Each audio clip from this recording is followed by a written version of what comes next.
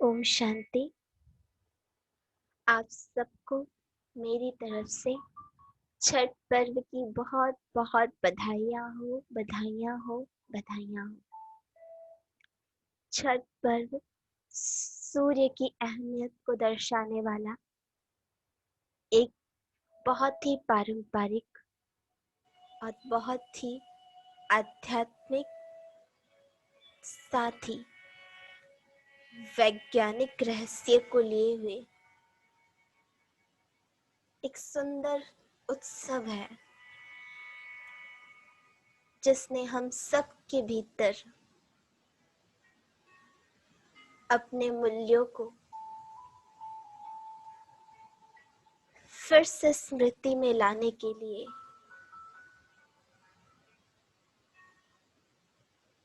एक उत्साह भरा है। छठ पर्व अर्थात जिसमें विशेष सूर्य का अस्त होना और सूर्य के उदय होने की महत्व को आज मैं आप सबके सामने अपने विचारों को इन दो संदर्भों के लेकर स्पष्ट करना चाहती हूँ। ऐसा मैं समझती हूँ, सूर्य का अस्त होना अर्थात जिस समय चारों ओर का वातावरण बहुत ही शीतल और बहुत ही निर्मल होता है,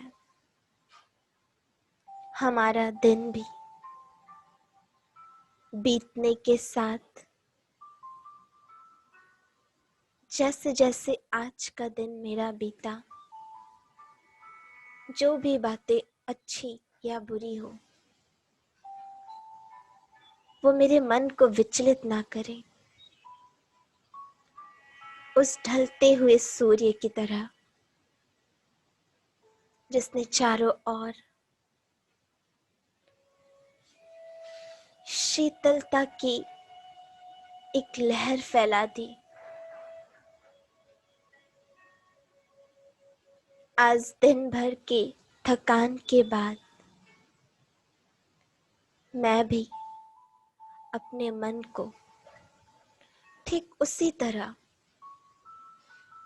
जो कुछ भी हुआ उन सभी बातों को फुल स्टॉप लगाने के साथ अपने मन को शांत और स्थिर करती हूँ।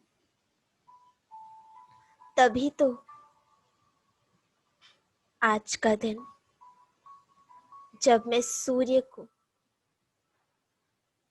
जल अर्पित करूंगी वे स्वीकार्य होगा। वरना अगर मैं अपने मन में हजारों उलझनों को लिए, हजारों तूफान लिए हुई होंगी, तो क्या परमात्मा को मेरा ये जल स्वीकार होगा? आखिर ज्ञान सूर्य कब मेरे श्रद्धा के जल को स्वीकार करेंगे? क्या कभी हमने इस बारे में चर्चा किया, इस बात पर गौर किया? कई सालों से हम ये परंपरा को पालन करते आए हैं, सूर्य को जल अर्पित करते आए हैं। क्या उस जल को अर्पित करने के पूर्व मैंने अपने मन को उस स्वच्छ जल की तरह, उस ट्रांसपेरेंट जल की तरह अपने मन को स्वच्छ और पारदर्शी बनाया है? क्या मैं अंदर जैसी हूँ, बाहर भी वैसे लोगों के बीच अपने आप को रख पाती हूँ? तभी परमात्मा को मेरा जल स्वीकार करना सफल होगा। और दूसरी बात, सूर्य का ढलना मेरे लिए एक नया सवेरा लाता है। सूर्य ढलना अंधकार का आना नहीं, वरन मेरी जिंदगी की या मेरे नेक्स्ट सेकंड जो आने वाला है वो काफी स्पेशल है, जिस पर मुझे अटेंशन देना है। थैंक्स करना है इस ढलते हुए सूर्य का, जो बहुत ही एक्साइटमेंट के साथ मेरे आने वाले किस्मत के सूर्य को वेलकम करने की तैयारी करने पर बार बार जोर दे रहा। उगता हुआ सूरज जो बहुत ही सुंदर होता है, ऐसे भी कई बार हम सब सनराइज के सीन को देखने के लिए अपने फैमिली के साथ टूर पर जाते हैं, लेकिन शायद वो टूर, शायद वो सीन हमारे लिए एक सीन ही बनकर रह गई है। लेकिन नहीं, सनराइज अर्थात अंधकार से एक रोशनी की ओर उठता हुआ प्रकाश, एक चमक जो कोयले जैसे खान में भी हीरे को तराशने पर होती है। तो आज हम सब भी उस उगते हुए सूरज की तरह अपने भाग्य को चमकता हुआ देखें। उगता हुआ सूरज अर्थात एक नई शुरुआत, जो मुझे बार बार कहता है कोई बात नहीं, एक बार फिर से। आज तक हो सकता है हम बहुत बार अपने लक्ष्य को पाने में पीछे रह गए हों, लेकिन नहीं, हर दिन का उगता हुआ सूरज मुझे यही प्रेरणा देता है, एक बार फिर से। जैसे सूर्य का उगना कभी रुक ना सका है, ऐसे मैं भी अपने लक्ष्य को पाने में रुक नहीं सकती। हर बार कोशिश करना है, हर बार अपना एक कदम आगे की ओर ही बढ़ाना है, अपनी चमक को और बढ़ाना है। तो छठ पर्व मुझे एक प्रेरणा देती है, उस ढलते हुए सूरज की तरह।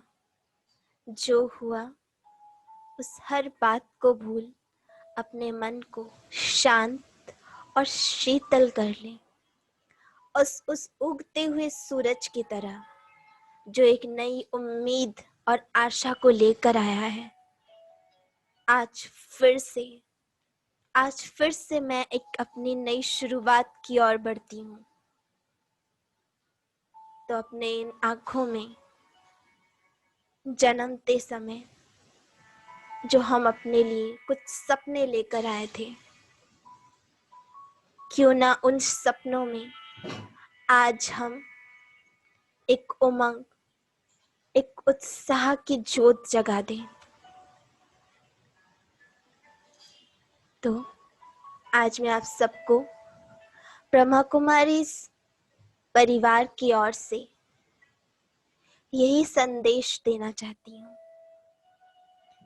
ये ब्रह्मा कुमारी परिवार जो हमें बार बार, हर पल, हर घड़ी यही कह रहा है, अपने लिए फिर से, मुझे अपने लिए फिर से जीना है, फिर से कुछ करना है,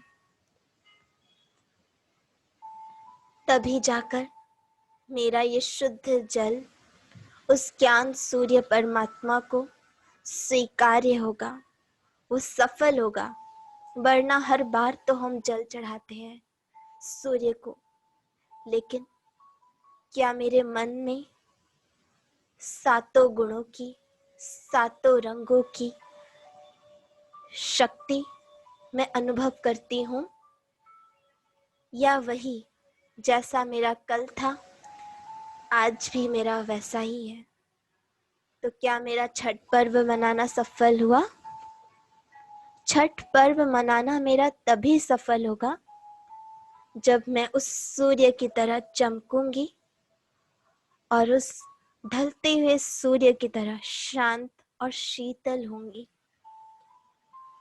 क्योंकि जितना मैं शांत और शीतल, उतना अपने चमक की ओर मेरा ध्यान एकाग्र होगा। तो चले अपने आप को शांत और शीतल कर अपने भाग्य को, स्व उन्नति की चमक को बढ़ाने की ओर अपना एक कदम इस छठ पर्व में आगे की ओर बढ़ाते हैं। इतना ही कहकर मैं अपने वक्तव्य को विराम देती हूँ। ओम शांति शांति शांति। ओम शांति।